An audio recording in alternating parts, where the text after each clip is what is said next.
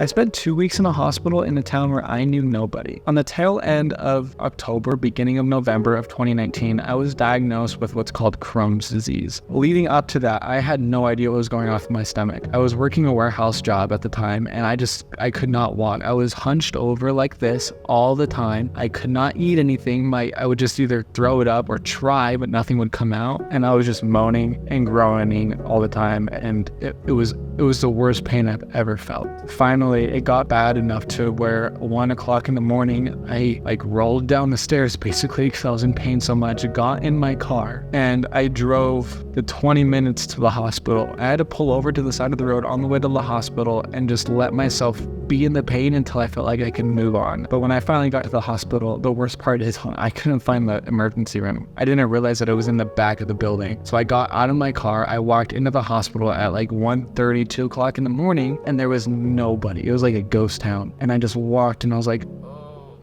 I was trying to find a nurse to get some help, but I couldn't find anybody. I finally waddled all the way back out to my car, got in, and I finally saw the emergency sign, and it said that way. And I was like, all right, go that way. So I finally go to the back of the hospital, which is where the emergency room is, rolled out of my car, wobbled inside, and was like, I need help. And then they finally put me on medications, and they put a tube up my nose, down my throat, into my stomach, and started draining out everything that was in my stomach. Because like I had mentioned before, nothing was coming out. But that was the beginning of my journey of staying at a hospital for 2 weeks in a town where I knew nobody.